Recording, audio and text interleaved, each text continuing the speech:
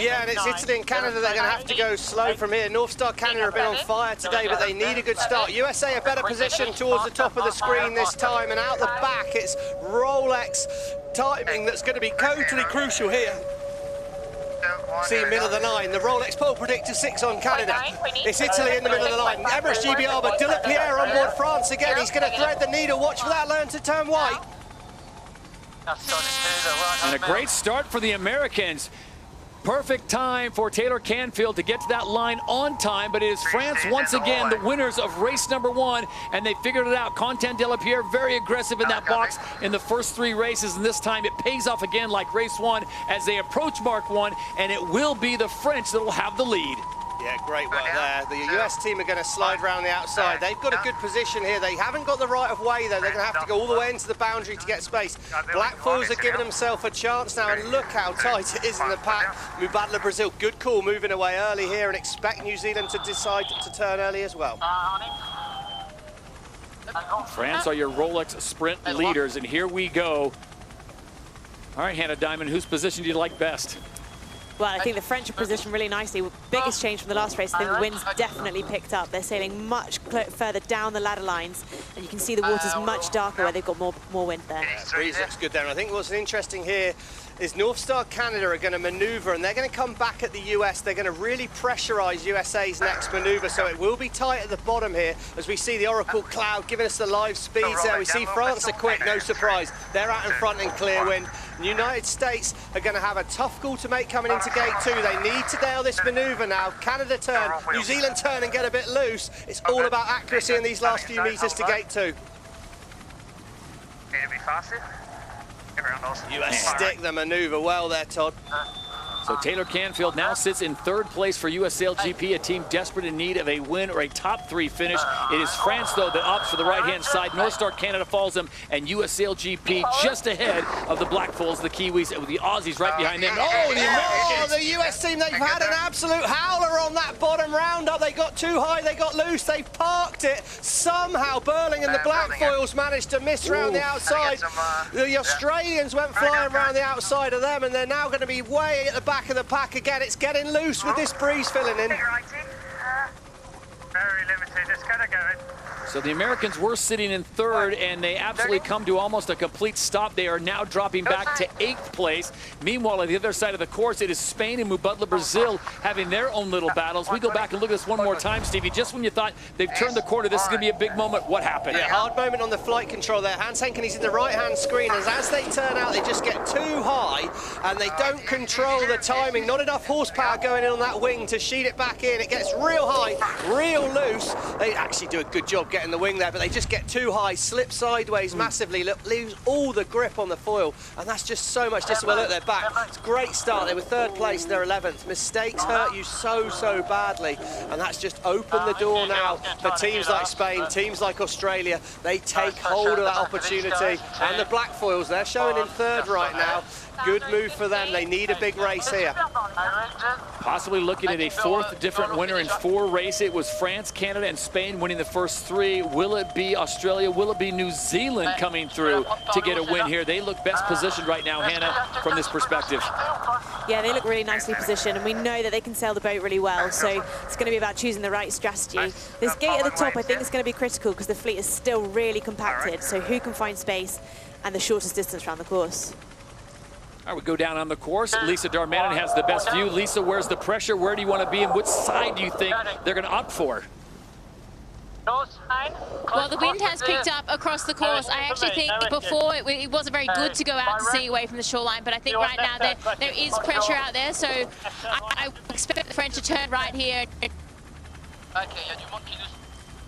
See good wind on the French boat here at the moment. Right now it looks pretty good. New Zealand are going to turn all 4 boats. Oh, the New Zealand team, well, they lost the rudders a bit through the middle of that turn.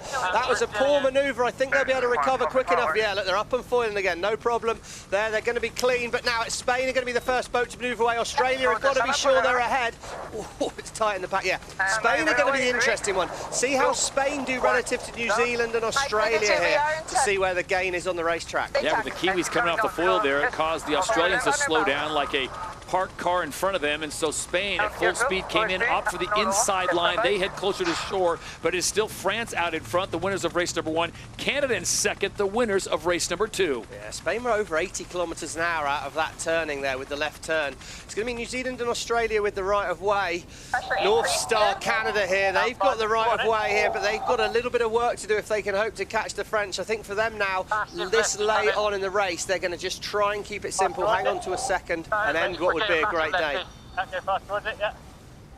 Big lefties. Talking about the wind's changed angle. It started blowing more from the top right of our screen. It's rotated to blow off that shoreline, and you can see they're nearly sailing straight down the ladder lines here. It's actually going to give France a tricky decision to make at the bottom. Do they do an extra manoeuvre and head back towards that side, or do they open the door for the boats behind? Big game for Spain. Spain did find more wind. They cross ahead of New Zealand. So at the bottom of the course is France that goes for that left-hand side. Canada, they're going to opt for the right-hand side, and it looks like Spain is heading that way as well. They'll have to contend with the black foils, the Kiwis, and the Kiwis will spin it around. Australia will opt for the same side as France. So now you've got 5 boats fighting really for that winning position. That was a really, really good manoeuvre by the black foils there. They had to do a double eagle jibe, they call it. They put both boards in the water, turned twice, flip-flopped around it. So easy to get that wrong. They made it stick, and they've now got control over the Spanish. I thought it was going to be opportunity for Spain. Perfect execution by the black foils.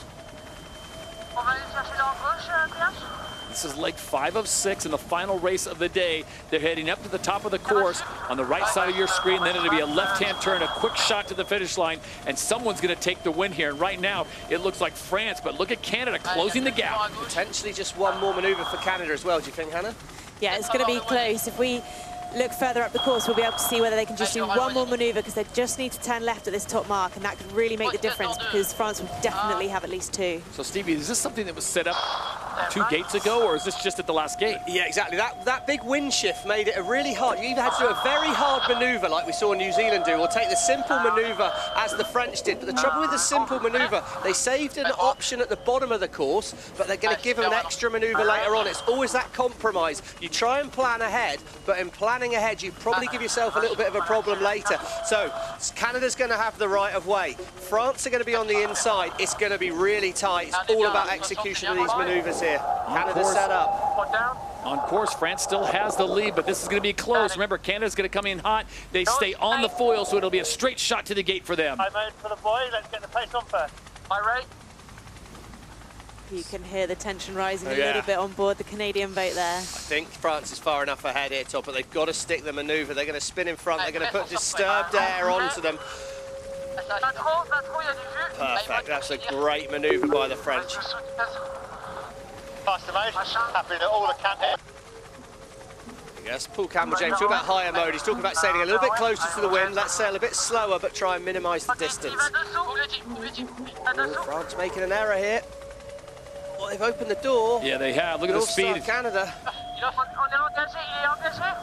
He's coming. He's engagé. He's going to try and get over that. Oh, that mistake's going to cost the French. NorthStar Canada are going to get it done, Todd. The Emirates winning moment goes the way of the Canadians for the 2nd time today, just edging ahead of the French. Oh, I can feel her pain.